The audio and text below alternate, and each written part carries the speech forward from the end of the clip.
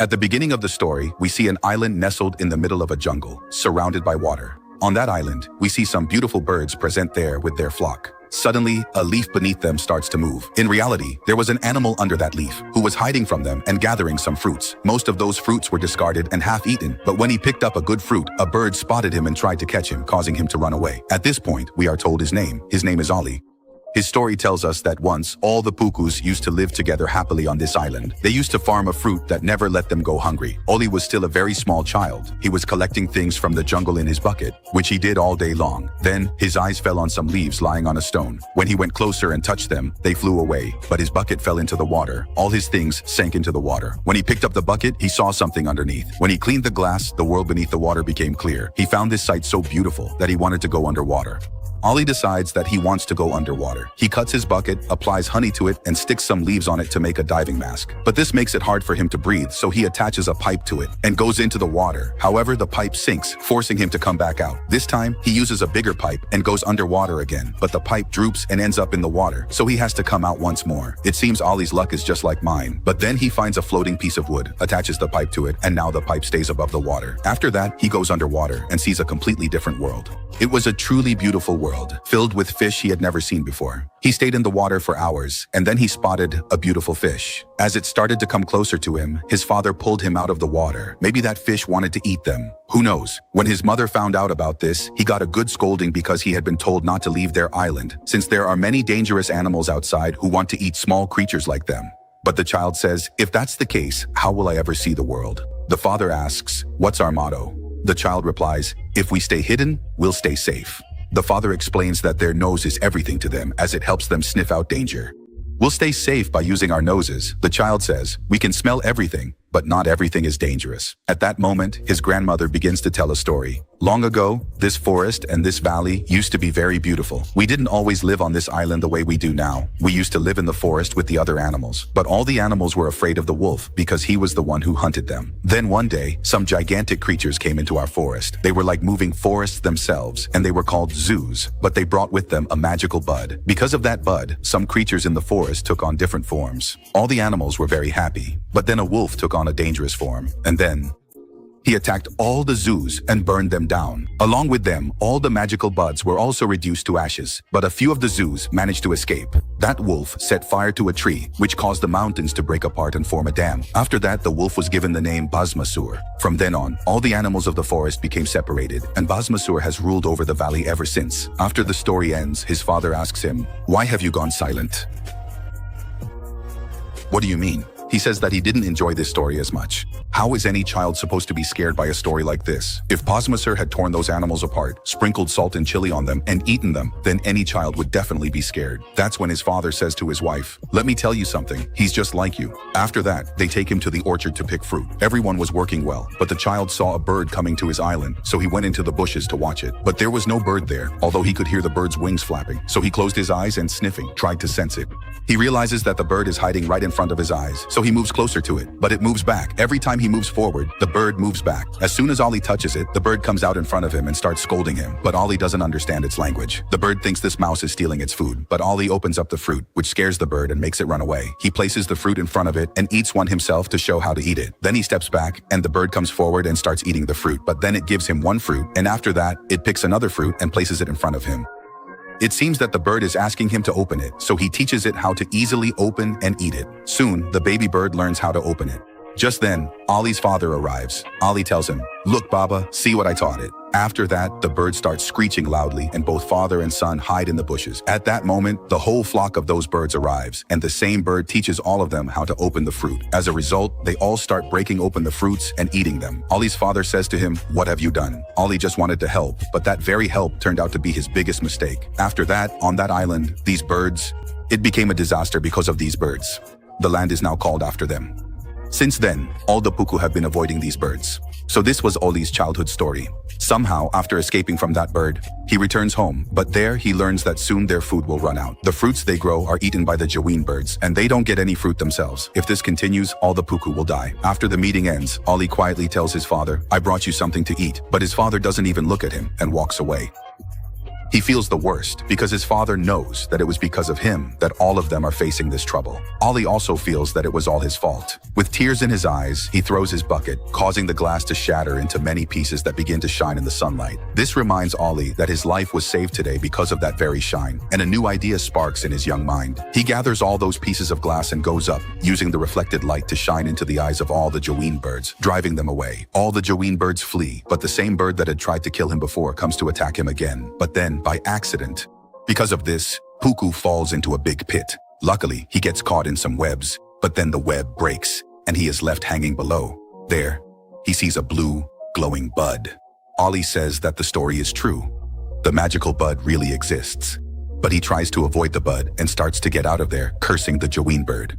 Just then, the web breaks, and calling out Jaween's name, he falls onto the bud and loses consciousness. That night, his family and the members of his tribe come out of the cave to search for him. Soon, his friend hears Ollie's voice coming from a big pit, and his mother comes and asks him. She asks him where he is hurt. Ollie replies that he isn't hurt anywhere, so they tell him to come out. But when he stands up, everyone gets scared and starts running away because his body has transformed into a Jaween. He calls out to his mother. She stops and turns to look at him. Ollie says, "Help me, I'm really scared." Just then, his friend says, "Ollie's voice is coming from inside this bird." This means that this Jaween has eaten Ollie. That's why Ollie's voice is coming from inside it. Hearing this, everyone starts throwing stones at Ollie. All the people from his tribe stone him and make him fall from the hill into the water below. Ollie's parents were very sad because they felt that they had lost their only son. When Ollie wakes up in the morning, he sees his island from afar. Just then, the deer-like animals nearby start running away. At that moment, 3 Jaween birds arrive. Seeing them, Ollie hides inside a hollow part of a log, but the Jaween finds him. Seeing them, Ollie gets scared and tries to chase them away. Watching his behavior, the 2 younger sisters ask their elder sister, Ivy, if he has hurt his head badly, because when Ollie was drowning, Ivy somehow saved his life. So they think that after hitting his head on a rock, he is acting this way, which makes Ivy says, you have to walk. When we reach Ansila, where our home is, they will heal you completely with herbs. At that moment, Ollie notices that he can understand the language of the Jaween. Then he realizes that the body he is trapped in belongs to their species, which makes him angrily pluck at his own feathers, as if he hates himself intensely. Seeing this, they think he has gone completely mad. Suddenly, Ollie realizes that it was Jayanti who pushed him into the pit. But Ivy says, "I saved you from that little mouse." Ollie replies, "I was that little mouse, and now I am trapped in this ugly body. Because of you." But none of these things make sense to the Jaween.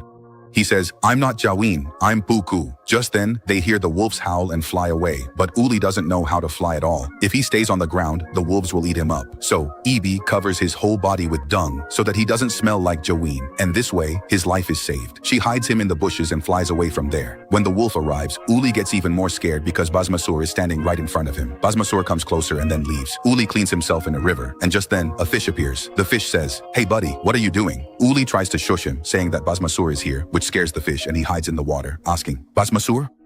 Uli tells him that Basmasur has left, but this fish reminds Uli of the first time he met him years ago. The fish's name is Google. Google asks him, "By the way, who are you?" Uli explains, "I'm stuck in the wrong body." Google says, "Cool, but how did all this happen?" So Uli tells him, "I fell into a pit and because of a magical bud, I became Jaween." Uli says, "What's the point of telling you? You probably won't believe me." But Google says, "Wasn't that bud glowing blue just yesterday?" Uli replies, "Yes, that's the one." Google says, "I've seen it." He asks for directions to that bud, and Google tells him. Soon, Uli reaches the magical alley, but Ibi has also arrived there. She knows about the magical buds. She doesn't know about it, so she keeps asking him where he's going. Uli tells her that he needs to become Book through that alley. He keeps stumbling along. And seeing this, Ibi also heads to that alley so she can break it and give it to Uli. But before she can touch it, she says the name Puku, which causes his body to change from Jaween to Puku. Uli starts banging his head there, lamenting that because of this crazy girl, he lost a magical bud. When she realizes that she has turned into a disgusting little creature, she asks Uli, "What did you do?" Uli tells her, "Before you touched that magical bud, you said the name Puku, which turned you into a Puku." Then she realizes that it wasn't because of her that his head didn't burst. It's because of this strange behavior. That's why he was acting that way, because he was truly in the wrong body. After that, both of them go back to the fish. Google tells them again about the second bud and where it is. The two set out to find that place. Uli is still using his wings like hands, so I tells him to fly up instead. Somehow, after making it to the top, he finally spreads his wings. After climbing up again, they see that a wolf cub is calling out to its parents from the hill. Aye says that they should help him. Maybe he's lost. Just then, Ivy senses something. Suddenly, the bushes behind them warn that the cub's father is right behind them. They somehow manage to run away from there, and Ivy keeps telling him to fly. He simply doesn't want to fly, so they end up hiding in a cave. But the wolves stop outside, only to figure things out, throws a pebble ahead, which causes some snakes to appear. but then they hide again among the roots. Ivy explains that this is a snake cave. Now on one side, there's death by wolves, and on the other, death by poison. At Only's suggestion, Ivy closes her eyes and senses the snakes and the tree roots, which helps them manage to escape from the snake cave. But all the wolves start howling, causing the cave to shake, and all the snakes start chasing Only. Now on the third side, there's a ravine. Ivy pushes him and jumps, grabbing Only. As they're falling, Only finally starts to fly, and this became Only's first flight of his life, and he enjoyed it immensely. They stopped on a hill, and Ivy gave him something to eat. However, for Only, it tasted quite bitter and unpleasant. Then the conversation turned to food, and they discussed how, when their food had run out, everyone was on the verge of death, and many had already died. She explains that, except for her 2 sisters, all the members of her family died from starvation. Then they found an island where there was plenty of food. She says that a sweet little Poku taught her how to open pods years ago, which contained fruit. Since then, they have never gone hungry. After sharing this, she goes to sleep, but Only stands there all night, thinking about what she said. When morning comes, destruction also came to him. He saw the waterfall where the magical bud was. When both of them went there, they realized that a pack of wolves lived there. Then in the water, they found Google. They went to Google and started telling him that it was dangerous here, that a family of wolves lived here. Google tells Only, "You are my only friend, and when you turn into a Poku, I won't have any friends left, because then you'll live in your own home, and I'll be left only in the river." Ivy also promises to give him a bud so that he can become any animal he likes. To get this bud, Google tries to distract the wolves by coming out of the water and pretending to be dead, so all the wolves pounce on him. Taking advantage of this, the 2 of them move towards the bud.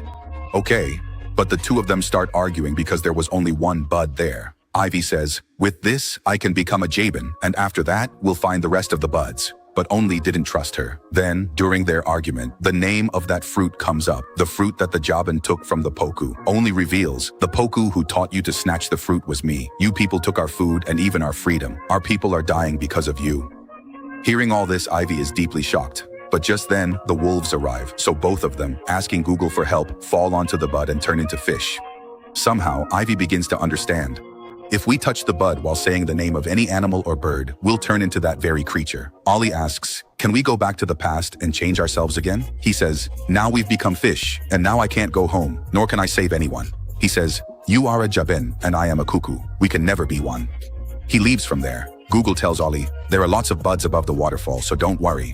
But soon, Ivy explains to Ollie, "When you taught me how to open the fruit, you didn't do anything wrong. All of us had been hungry for many days, and that day, you appeared before us like an angel. Because of you, our people were saved from starvation." And she also explains that we never attacked any Puku. After that, you disappeared, and we never even got a chance to thank you. Now Ollie understands everything. All the Puku were hiding underground for no reason, even though they were never in danger from the Jaben. Now to reach the bud, the 3 of them try to go above the waterfall. Google unites them, helping them rise upwards. But now, 2 waterfalls remain. Here, there are huge stone bears, as if they are guarding the bud. Seeing the fish, they try to catch it so they can eat it, but the 3 of them manage to escape from here as well. But at the very top, there are wolves. A wolf cub slips and gets stuck holding onto a branch near the second waterfall. All the other wolves go down. Ollie thinks about saving him because he is just a child. Leaving the bud behind, Ollie asks his friends for help to save the cub. Just before the cub falls, Ollie grabs him and throws him to the side, saving him from becoming prey to the bears. Then they reach the last waterfall, up to that alley. Ollie and Ivy reveal their true forms, but when it's Google's turn, he transforms into Bosmasaur. The 2 of them ask Google, "Why did you do this?" Google replies, "I am not Google. I am the real Bosmasaur, whom June turned into a fish and put in this pond. After being imprisoned for many years, you have set me free." Bosmasaur explains that when he was a child, his family abandoned him to die. Consumed by revenge, he took out all his anger on the forest and the animals living in it. Ivy goes to get that magical bud, but Bosmasaur grabs her and after burning all the buds, leaves them behind and goes away. Ollie looks toward the mountain, which is Ivy's home, called Jivanshila. To save Ivy, he takes her with him up the mountain. It takes him almost 2 days to reach the top. After reaching the top, he faints. When he regains consciousness, he finds himself near Ivy. He asks, "Forgive me, she's gone." Ollie starts crying, but just then, Ivy arrives and tells him, "I just went to get some food." He hugs her and says, "I'm a curse for everyone." After coming outside, Ollie sees their home and family, who were all very happy. Ivy tells Ollie, "If you hadn't taught us how to open pods that day, neither would they be alive today, nor would these children have been born. All this happiness is because of you." Just then, the children start dancing with joy, perhaps because snow was falling on them. But Ollie says, "This isn't snow, it's ash." From the top of the mountain, when they look down into the forest, they see fire everywhere.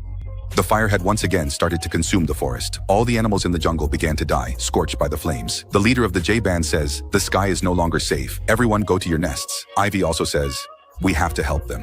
At first, the leader refuses, but when his sisters come and speak on his behalf, he has to agree, because his little sisters were very persistent. Soon, the group of jaybirds sets out to help. They assist the animals trapped in the fire to reach the edge of the forest. But now, the entire jungle had burned down. Only one place remained safe, surrounded by water. That is, Puku Island, Ollie's home.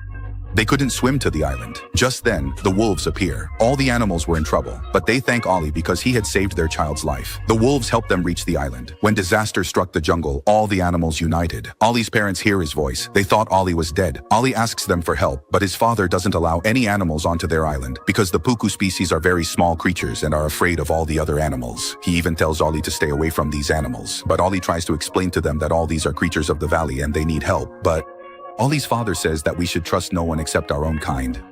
Ollie says that the story Grandma told is true, the magical bud, Basmasur, and how he used those buds to take the form of other creatures, and he learned a lot from it. Our real strength lies in unity. Soon, his father understands this and helps the other creatures come onto their island. But just then, Basmasur's voice is heard, and he starts moving toward the island. Ollie runs to the same pit and pleads with the spirit of the deceased Juhu to give him a bud. Soon, a bud blooms, and he transforms into Juhu. After coming out, he faces Basmasur. He stops Basmasur from coming up, and Basmasur's fire goes out. Ollie grows a bud, and Ivy, calling out to Google, throws the bud at Basmasur, but because of the fire, the bud burns up. Basmasur comes over Ollie and tries to burn him the same way he burned the other creatures. But Ollie is not one to give up. He stands up and destroys the dam that Basmasur had built, causing Basmasur to be swept away. But Ollie also falls down and is swept away. Ivy searches for him for 2 days, but Ollie is nowhere to be found because Ollie has died. Now, peace has returned once again. Puku and Jivan, the birds, work together to cultivate that fruit. The children, whether young or old, everyone helps each other. Soon, thousands of lice returned to their jungle, but this time, they brought Ollie back with them. They had saved Ollie. All the lice bowed their heads before him, because history is witness. In the jungle, the greatest is the one who fights not just for himself, but for everyone. All the lice settled there, and this is where the story ends. But Basmasur was not shown to be dead yet, which can only mean that he is still alive.